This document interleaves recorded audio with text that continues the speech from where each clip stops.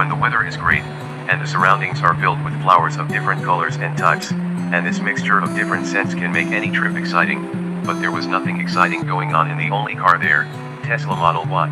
In a white-colored Tesla Model Y, a young man and an old man were going away from the city Shanghai in utter silence.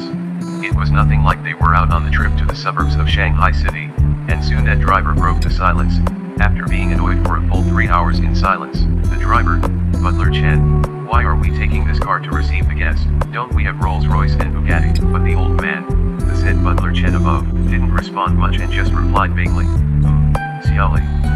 Because this time we are not receiving any guests, instead an ancestor, who doesn't know much about vehicles, and that ancestor would at least be pleased seeing any white car, and we only have this one left." After this, the driver, the said Xiaoli above, didn't say much but just thought, "This person must be of great importance that the well-respected Butler Chen has to go himself to receive." But then, the driver just pushed his little gossipy insect back and drove steadily and silently for another 4 hours to reach the entrance of the countryside where that ancestor's location was tracked. Xiaoli looked here and there outside the car, but saw no one, not even a sparrow, and asked in confusion, "Butler Chen, where is the ancestor you mentioned?"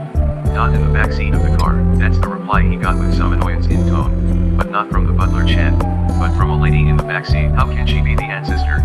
She is clearly in her early 20s, or even younger. That's all he can think of.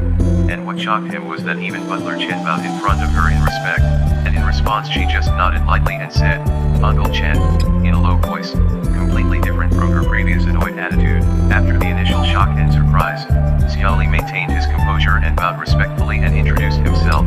"Hello miss, I am," but before he could say further, the ancestor spoke with an unknown superior tone, "I know, Xiaoli Jun. Just call me madam, no need to call me miss, I hate being called miss now." Hearing this, Butler Chen was somewhat sad, but concealed his true thoughts before someone noticed, but he forgot about this ancestor, who was sensitive to her surroundings. Xiaoli was shocked after hearing her and ignored Butler Chen's ugly expression.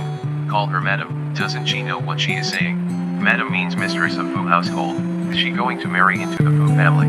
But the only one eligible might be the master, and he is approximately 40. And Xiaoli's expression cracked when he heard Butler Chen calling her, "Yes, madam. Madam."